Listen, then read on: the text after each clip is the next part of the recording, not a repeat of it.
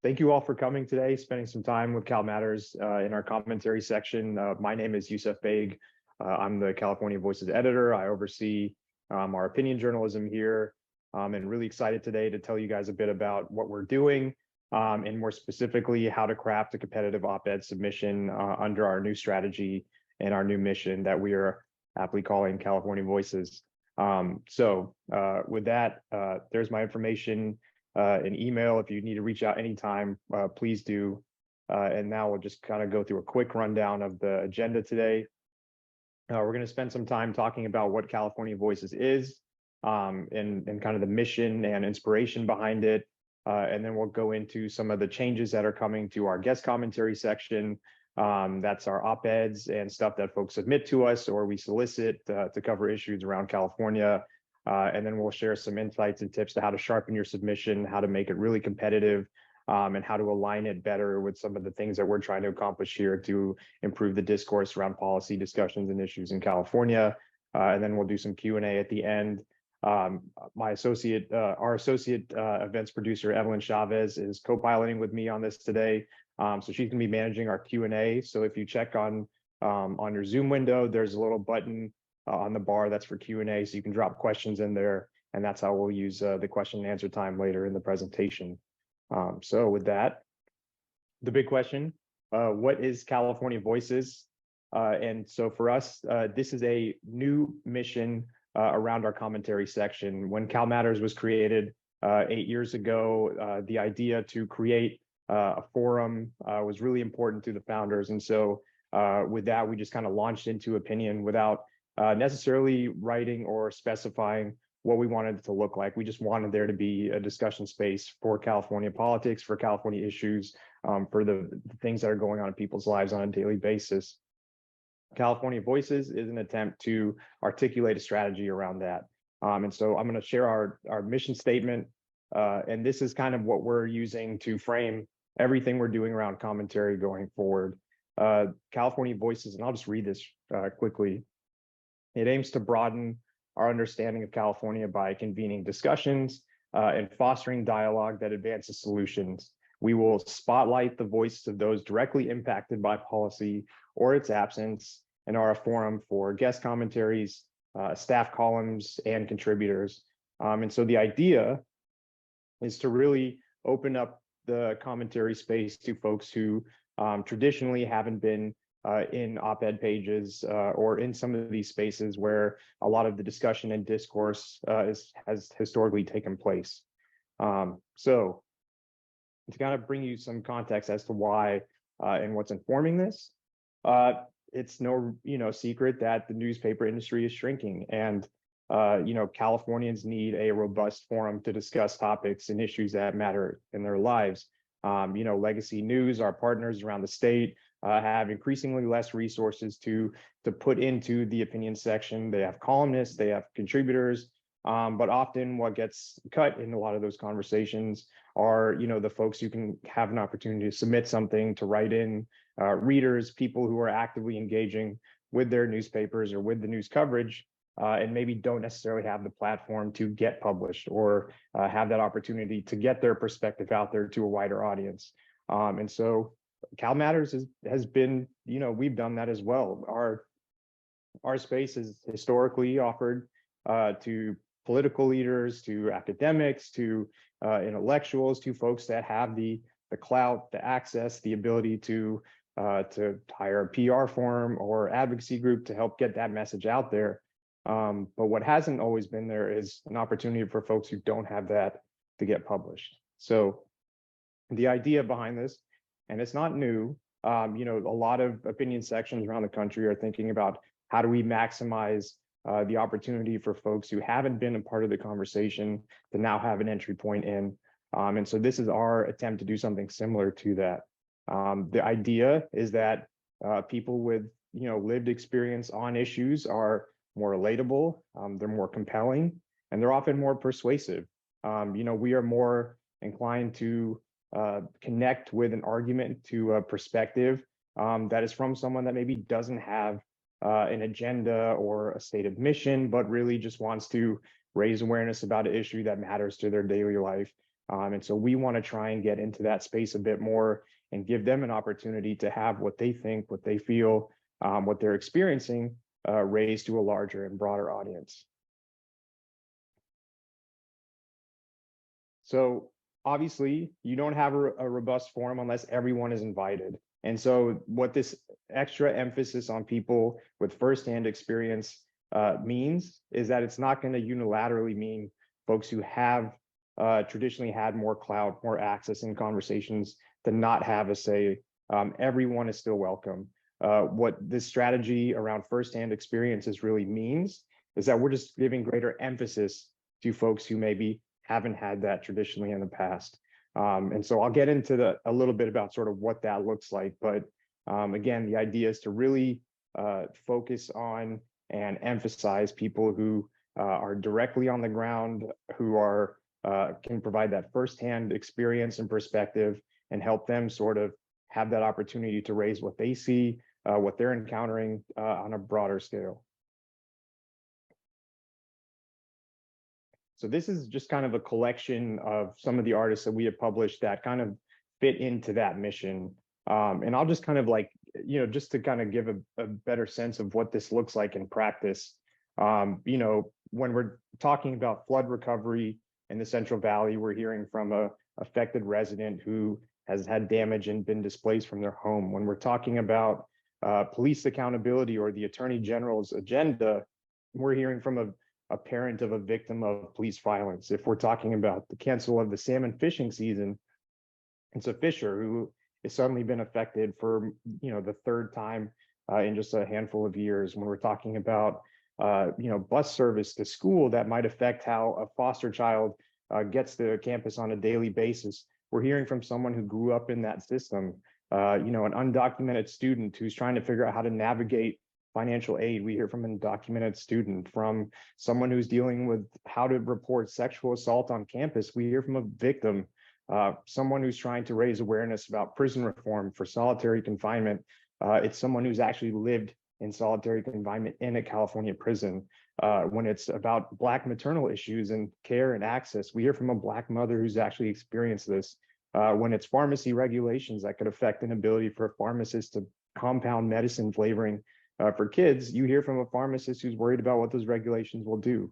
So the idea, if you're, maybe in politics or you're in comms or advocacy, it's who is the person that's sponsoring the legislation that you're trying to push, right? Who is the person that's talking at committee hearings? If you're in advocacy, who is the person that you're trying to bring awareness for at a higher level? It's the people who are inspiring the movements and the political action that California is constantly working through on a daily basis. How do we get to that person at the ground floor who's actually doing it and dealing with it firsthand?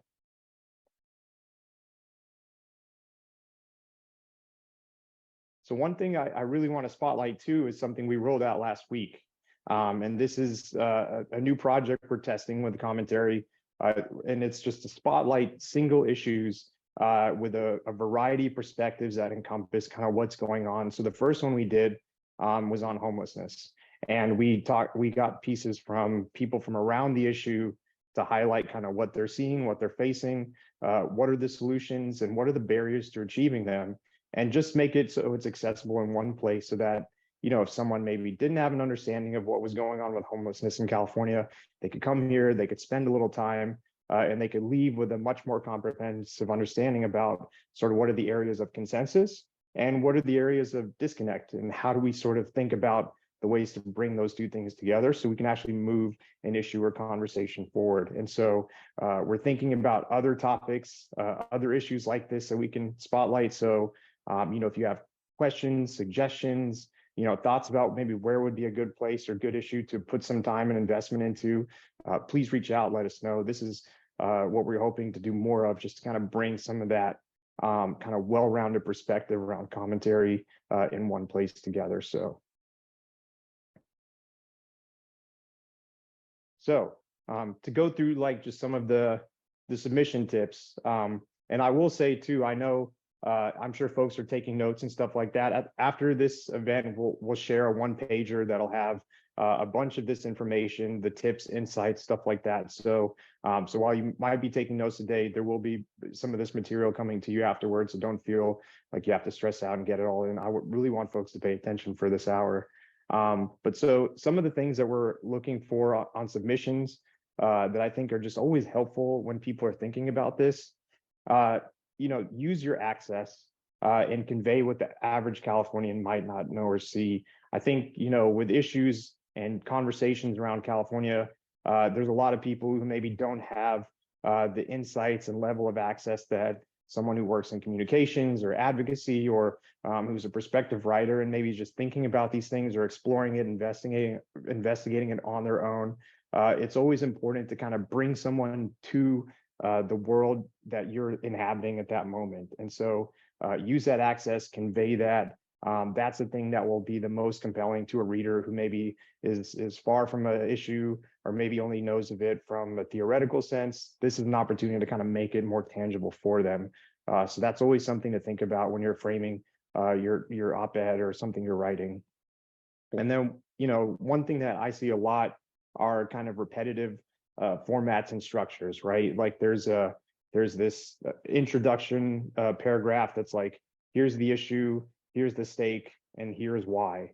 And then it just kind of repeats that sort of framing over and over again on different issues every year. And so it's an opportunity, every subject should be, to do something a bit different, to present it in a new way, to try and be insightful with it.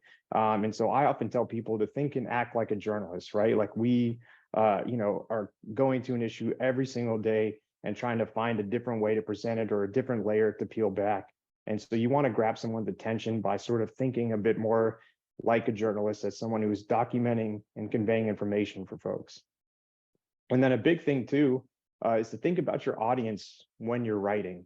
A lot of stuff that we receive is very focused on, getting it to a committee or getting it to, a certain policymaker or influential person, or there's a regulatory meeting or commission that's, doing some rulemaking. How do we get it to those folks? And the most compelling op-eds are the ones that are written for the broader public. It's for someone who's, maybe not as connected to an issue, doesn't have the same entry point that maybe an author or someone in communications might. So you have to kind of bring it to that person's experience level and knowledge level, so it's really accessible for them. So write for a general audience is always really important. And think about kind of that average person, you're a family member, a friend, how would you talk about this issue with them? That's always really important to think about, as opposed to, the people in the room making these decisions. That's always going to be a narrow audience, and it's always going to be written in a way that's really hard for the average person to digest. So thinking about audience at the very beginning of writing is always really important. And part of that too is the words you use, right? Like a lot of acronyms, a lot of bureaucratic language, legalese, phrases that kind of only are used when you're in a work setting. You want to avoid stuff like that. You want to be a bit more layman with the way you're speaking to someone in the language you're using, right? And then I think is really often lost within competitive opinion writing is, addressing the opposing perspective.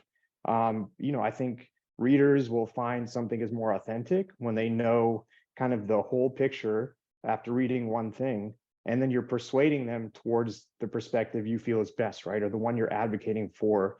But that doesn't mean you shy away from, what the costs might be for implementing a policy, or, what the competitive arguments might be from the opposing political side, right? You want to address that and you want to disarm it. And that's how you make your persuasive argument a bit better. And so a key thing to do that sometimes is kind of avoid political language or things that might turn a reader off, and just kind of give them something straightforward, and honor and respect kind of where they might be coming from. So avoiding the kind of conversation or tone that may turn somebody off, right? You want to be appealing, you want to write for that general audience.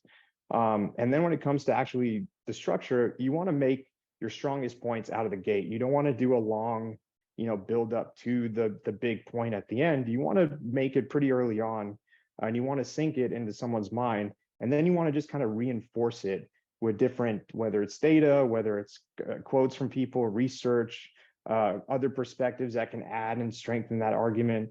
It's always really important to just kind of reinforce what you said at the very top throughout. So that way you're not just kind of assuming that someone will read all the way through, because I think we all know nowadays, right? We do it ourselves. We don't read everything from start to finish. We often sometimes will get maybe a third of the way through, nicely, in a nice situation, maybe we get halfway through, but we're not always reading till the end, right? So you want to make your points pretty early on, so that someone, if they don't have the bandwidth or time to read the whole thing, they're still getting that message you want to get across. And when it comes to the end or the kicker, I think, some of the best commentary pieces will say something at the top and then tie back to it at the end. So when we're talking about the kicker, we're talking about the end of it, right? And you want to leave it, you want to kind of have something that's punchy, that leaves an impression, and that reinforces that very first point you made at the very beginning, right? So if you can tie it together with a nice bow and you can make it a more complete, sort of thought out sort of approach, I think it's always really good to reinforce what you said at the top by sort of tying it back at the end. So this is just kind of a couple of red flags that I see sometimes with the submissions that we receive. And so it's just words to avoid, cliches, things like that. California dream, it's a phrase we've heard so much that is repeated often, in whether it's alive or it's dead. It's just better to avoid it. I think everyone is living California reality right now. And so to say that the California dream is dead, or it's, we can come back to it and it can still be a thing, it's better to just avoid saying things that are cliche or have been talked about ad nauseum. California dream is one of those. Flip the script is another term that I see a lot in submissions. It's kind of indicative of how we can just sort of magically get to something new or different. And I think we all know in reality, it's not that easy. It takes a lot of political will, a lot of discourse to get to that point. That's why that's that sort of, formulaic op-ed approach that I see a lot, where someone will say kind of the issue, and then they'll say, that's why this person introduced this and we should support it, right? Or this piece of legislation or this regulation is the answer. That's why is not always as clear cut as it really seems. Fourth largest economy, or fifth, we are all aware of California's economic prowess. Reminding or contextualizing an issue in the economic size of California often just doesn't do it justice, and it's used so often. I think it's just kind of a turnoff. As California goes, so to the nation. That's not necessarily true anymore, and so we need to be mindful about how often we use that phrase. Silver bullet, stakeholders, those are some of those terms that we use like in a work setting, but we wouldn't probably use when we're talking about an issue with a friend or family member, right? So those are some of those like general audience terms, general audience, phrases that we have to make sure that we're avoiding, so that it's better for more readers. And in general, just avoid cliches. Like if it is the kind of thing that you would say, in a presentation or something else, and it's probably not something you want to write into a piece, just avoid cliches. And I'm sure there's probably others that you guys have come across too, and things like that. So this is just one of those where I tried to collect sort of what some of the ones that we see pretty often in our submissions. So this is a little bit about the submission process for folks who are kind of wondering, okay, what's the sort of step-by-step of how this goes. For every submission, we encourage folks that you can send it to me directly, but the best way to do it to make sure it gets seen is to send it to our commentary inbox. Some of the basic requirements we have a 650 word limit. We ask folks to include a high resolution portrait and a short bio for the authors that are involved. And so make sure that's part of your submission. It'll just streamline the process as we go through it. And then within 3 to 4 work days, we'll try to get you a decision. And if it's accepted, there'll be a few remaining steps, from our submission guidelines. But generally, we try and get folks an answer within a week or so, assuming there's not any other external factors limiting things. And then after a piece has been accepted, we try and get it published within a week to 2 weeks.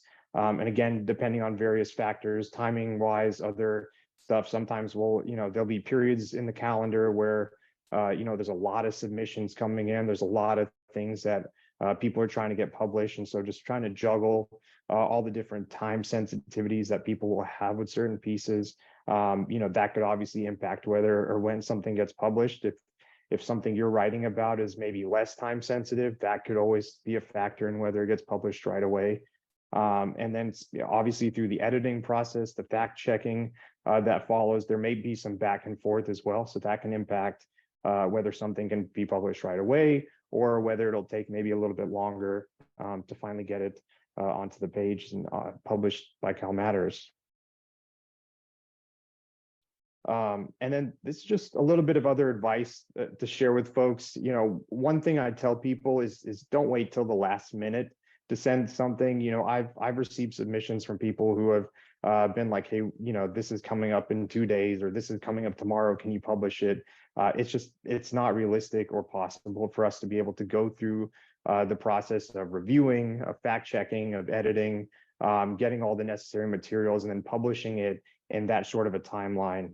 It's like there's only one California Voices editor right now. And so managing, what can often be 5 to 10 submissions per day, reviewing those, and then also managing all the other editing and content that we do on a daily basis, it's a lot, right? So you don't want to wait to the last minute. It's not going to help your case.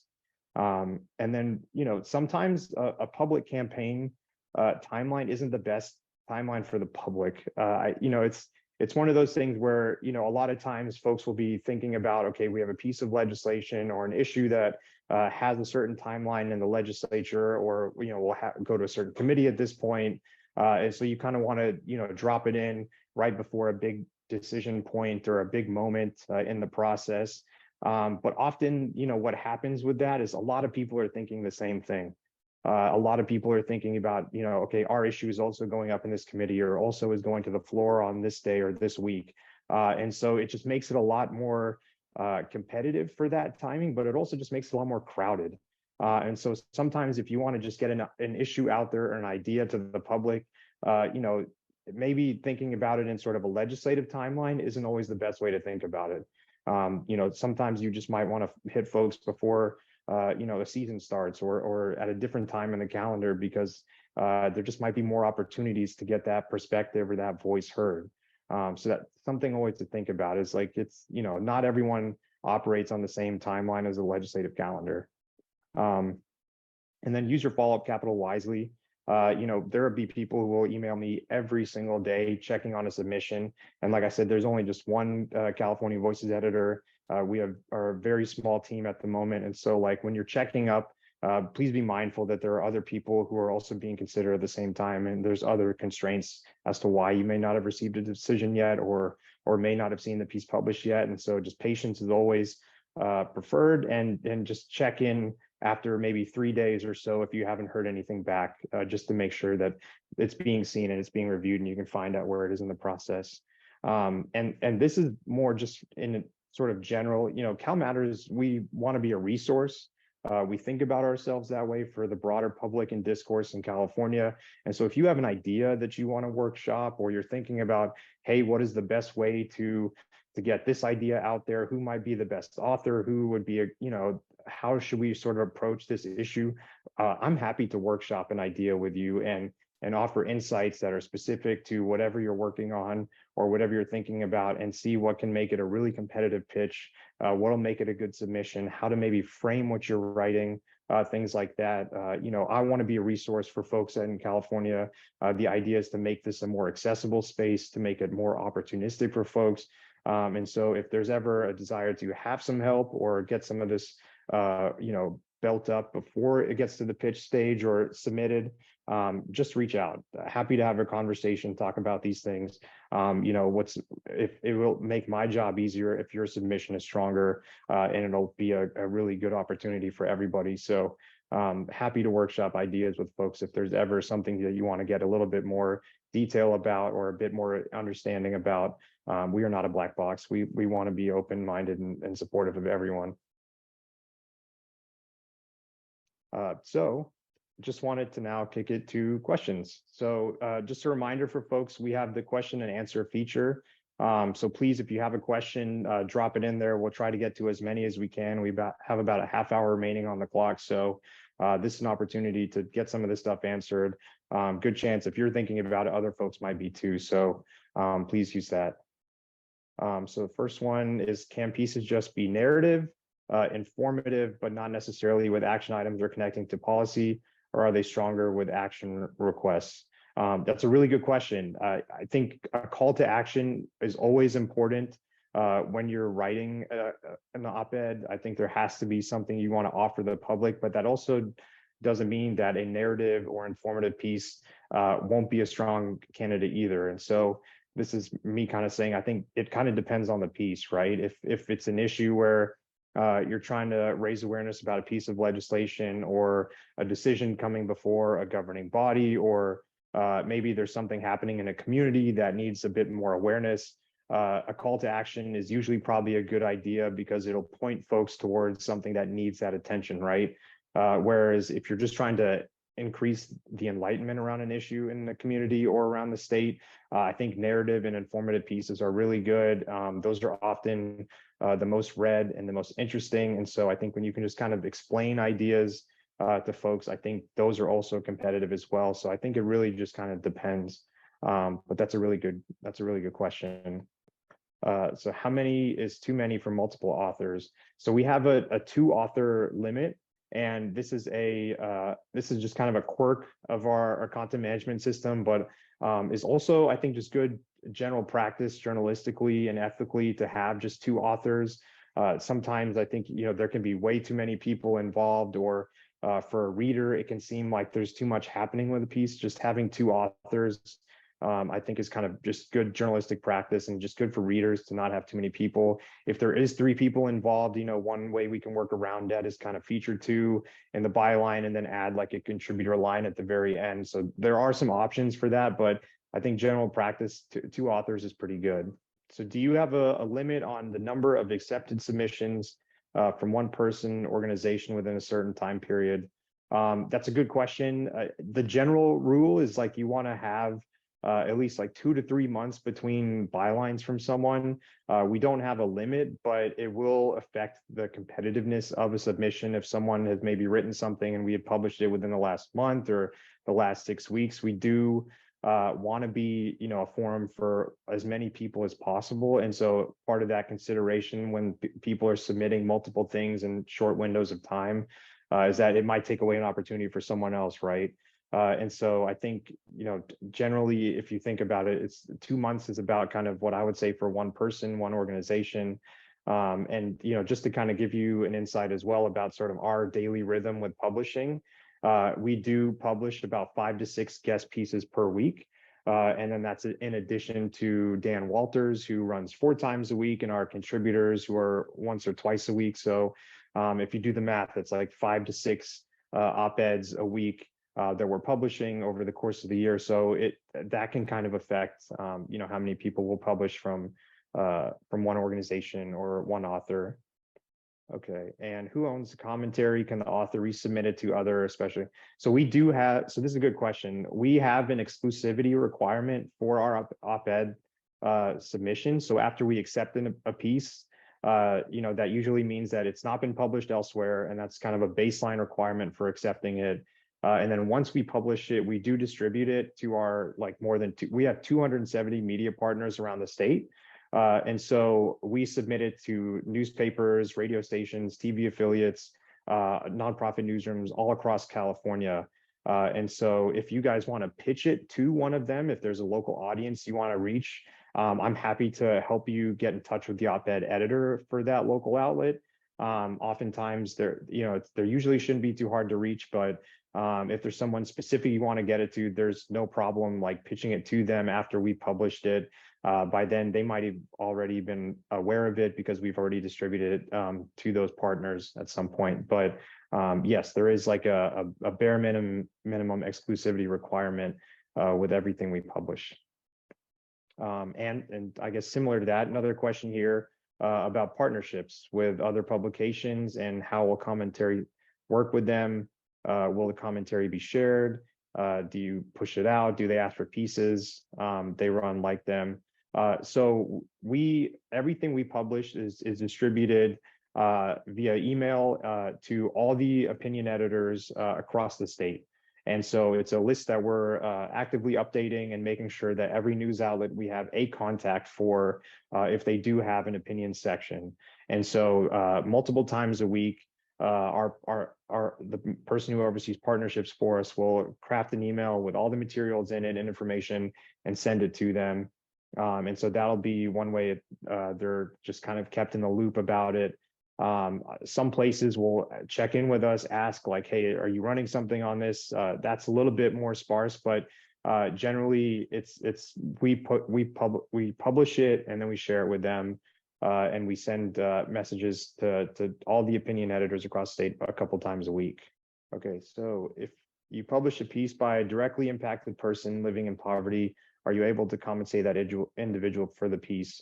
We do have a modest, but we do have a budget for folks. And so we are obviously respectful of the fact that not everybody has the resources or the ability to have that work unpaid. Some are not just doing it for advocacy purposes. And so for folks who do reach out to us and ask us about that kind of compensation, we do have a budget for that.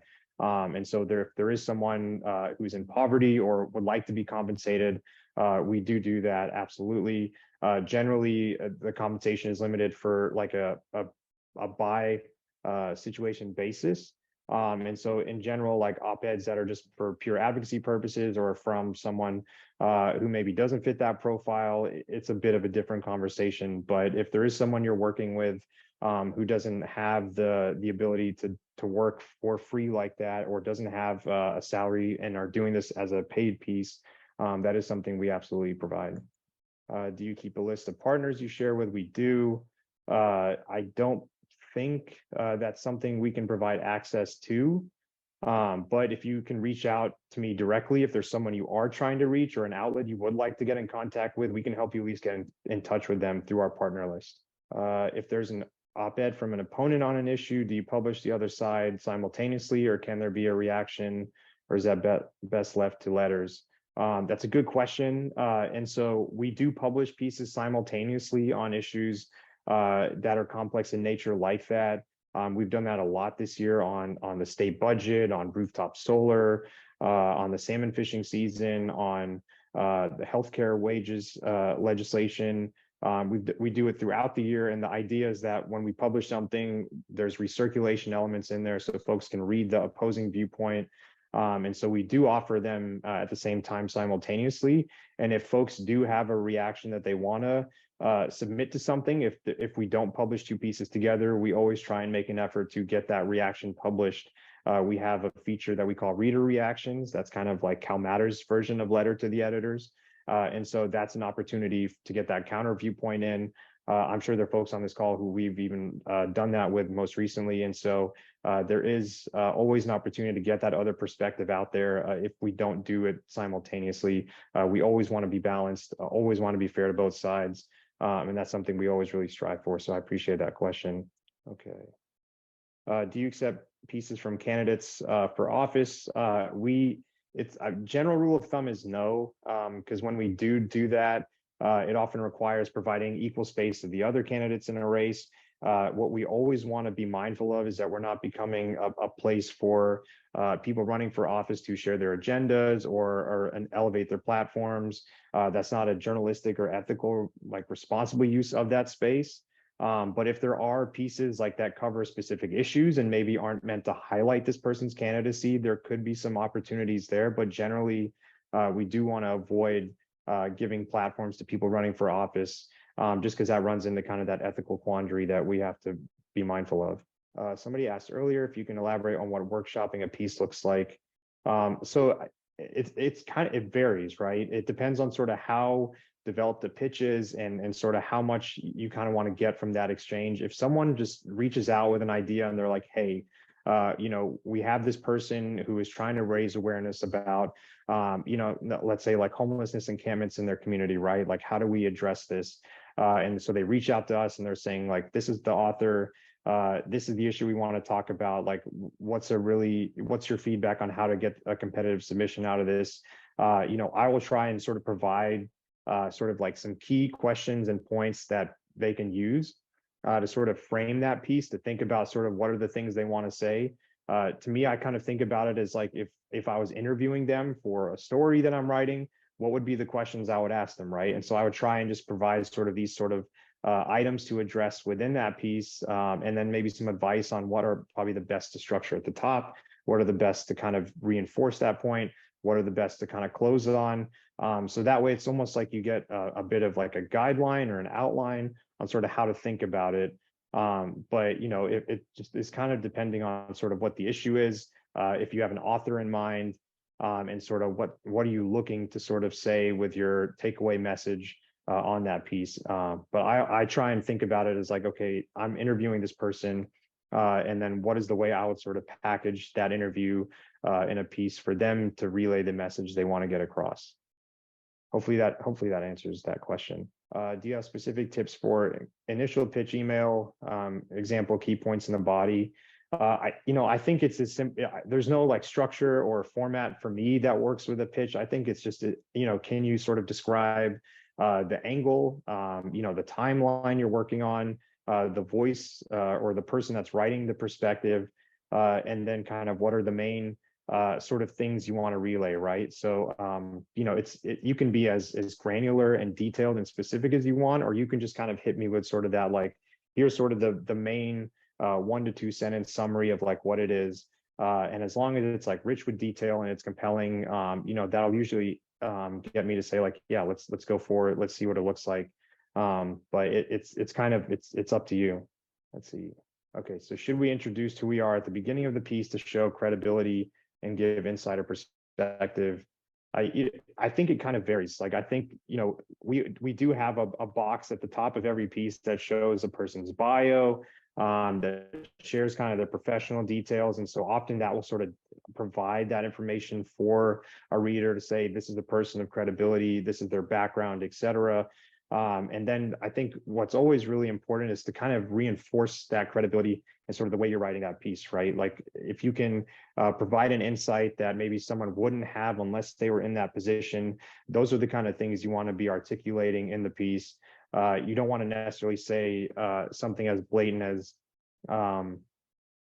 you don't want to say, I think I'm always mindful of language that's a bit overly promotional, and can sometimes feel like it's sort of like self promotional. You want to avoid, sort of propping yourself up. You want to just sort of, through your words, through the arguments you're making, kind of reinforce that expertise. It shouldn't have to require someone to say like, I'm an expert in this, for someone to be like, okay, that's an expert. You want to be able to articulate that. Do you have a preference as to whether authors or PR support consultants submit pieces? No, I mean, I think, it's PR support consultants. These are professionals like within the community. I think if you're submitting something on behalf of someone, often you're just doing what you can to get awareness for it and to get it out there. So I think, whoever submits it, as long as the piece has those kind of important elements like the bio, portrait, the draft if it's in there, or the pitch if you're just starting with a pitch, as long as those details are packaged correctly and sent to commentary at CalMatters, I think we'll be able to get it. Are you open to multi-piece series for more complicated issues? Yes. I mean, we, as California Voices grows, we're going to be thinking about like, what are the sort of the topics, the campaigns, the things we really want to drive discourse around. Obviously, next year being an election year, voter issues, things that are top of mind for folks in California will be a big part of what we're trying to get across. And so as we think about kind of like, what are the issues underpinning voter sentiments and election outcomes next year, we'll start to really be thinking about sort of those series opportunities, those other pages like that homelessness one, where we can sort of package a collection of perspectives in one place. And so next year, we will be doing stuff on elections. We're thinking about other issues as well. And so if there's a series or an issue that you're hoping to get more attention to, reach out, let's have a conversation. Let's see if we can bring some awareness to some of that stuff. But definitely going forward, California Voices does want to be doing some of those campaign opportunities, focused coverage around things that are really top of mind for people. So about factual claims, should citations be in the article or would including them with the submission be adequate? I think oftentimes it's as simple as just hyperlinking something, right? If you're sending a Google Doc or a Word doc or PDF, just highlighting that, adding a hyperlink to the text where that factual claim is, and providing that resource document there is really simple. Often it saves me time from having to go look for it and add it ourselves. If you read anything CalMatters publishes, we are often always trying to hyperlink to source material, to research, to whatever we can, so that if a reader wants to go a bit further with something, they can click on that. It'll take them straight to that. So if you can just kind of build it into the text with a hyperlink, I think that's the most effective way to do it. And that's typically what we do when we're publishing something. So it just kind of saves that step as well. So here's another question. If our expertise and experience is more local, but is generalizable, will that still be appealing enough? Yes, really what we think about when we think about CalMatters issues, CalMatters coverage, we want to take something that is local in nature and apply sort of a California lens to it, right? So what happens in LA or San Francisco or Fresno or Sacramento or elsewhere is happening in communities across the state, right? And so, people in Tulare County are also dealing with homelessness impacts, just like other big cities are. And so things that are happening in communities are also going to be happening at a state level or in different forms, right? And so I think whatever is happening locally has relevance to people in other parts of the state. I mean, we live in a place where it feels like things are very disparate, and what is happening in one place is very different from somewhere else, but there are a lot of commonalities, and I think establishing those through local ideas is always really important. So I think local experience is an asset. And I think whenever you can take something that's happening locally and zoom it out to a California sort of perspective, I think it's perfectly in line with what we're trying to do, bringing folks together. And a follow up on that, should we make the connection, or is it okay to just write about our local regional issues? I think that connection is really important. I mean, if you read a CalMatters story or a commentary piece, that does have kind of a local hook. We do always try and zoom it out, right? I mean, today, for example, we published something about higher education and free speech around the Palestinian and Israeli conflict. And so, taking something that's happening at campus in UCLA, for example, and sort of broadening it to how it's playing out across the state. If you can provide that California perspective on something, zoom it out in the piece you're writing, I think it'll just help you kind of reinforce the initial point you're making about why what's happening locally matters elsewhere. Can we submit a piece in a different language, for example, in Spanish? Yes, you can submit a piece in Spanish. We do translate some of our pieces that run in the commentary section to Spanish and share those with like different Spanish language publications throughout the state. So yes, absolutely. You can submit pieces in other languages. Spanish would be for sure the primary one. Another question, what metrics does CalMatters use to consider the published piece successful? Traditionally, we don't use metrics. We're more focused on impact and kind of how much a piece can actually sort of change the conversation or open dialogue around things. We do have internal tools that we use to sort of just see how a piece goes. But overall, we're not trying to chase, metrics or traffic or anything like that. For us, what's important, and for California Voices, what's important is if the piece can add a new layer to a conversation, can bring people in, and can kind of help with some of the gaps in knowledge that folks might have around a subject. Any suggestions for what you were looking for in op-eds that come from government, state appointees, et cetera? I think when it comes to stuff that's coming from an official source or someone who's maybe more engaged in government like that, a big thing is trying to make it so it's accessible for an average person, right? I think when it's written in a way that is maybe promoting a person's agenda or sort of playing into something that they're working on, I think if you can make it less about the person themselves and more about the issue and provide that sort of expert voice, I think that will make it more competitive. One of the things around California Voices that we've really that really helped inspire this is we see the ways in which folks in the public are often less involved in these conversations, feel like they don't have an entry point in. And so like opportunities to maybe take that expert voice and provide it to someone else, right? Can you identify a sponsor or someone who's advocating or working alongside that official on an issue? Is there an opportunity to maybe collaborate with them on an op-ed, right? Maybe that's an opportunity for two authors. And so you want to kind of bring in someone that can help sort of channel that issue in a way that maybe if you're a prospective reader and they see someone who's maybe affiliated with a certain political party, or they might be turned off because they come from a certain ideological background, if you can bring in that regular voice, that could be an opportunity to sort of weigh in that way. Seeking a clarification because someone asked about an initial pitch. Are we sending our full piece, or are you wanting just a pitch summarize piece? No, we want both, right? Like if you have a draft ready, send the draft. But like if you are in the early stages of working on a piece, maybe that's when you pitch it, right? And then we have some dialogue and it'll develop over a few days. But if you have a piece ready, send the piece. Because it'll just streamline those processes, make things go faster. So a pitch is just like someone explaining sort of that initial idea of like, here's what we're working on. Here's the author, here's kind of the takeaway message. Whereas the submission is an actual fully developed piece that you can send with a full draft, that bio information, author portrait. Those are kind of the two different buckets of things that we're seeing. More people are sending submissions.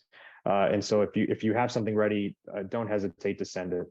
These are all really good questions. I really appreciate this. All right. Well, Evelyn says there's no more questions. And so if anybody doesn't have anything else, I guess kind of the last thing I would say is just thank you again for your time. This is a growing and really exciting venture for CalMatters. And for us, this is, an opportunity to do state level nonprofit news opinion journalism that isn't necessarily being done in other parts of the country. And so, for you guys, for folks who are in this space all the time, who are thinking about issues, who are working with people in communities, whatever we can do to help sort of amplify those messages, get some of this stuff out there, and maybe get to readers that maybe haven't always necessarily been there, or get to folks that maybe are harder to reach. This is what we hope will be a platform and opportunity to do that. So really thankful of your time. Please reach out. And like I said, we'll have a one-pager for you guys with a lot of this information in there and a recording of this as well. So thank you so much. Happy Thanksgiving, happy holidays, everyone. Take care. Thank you.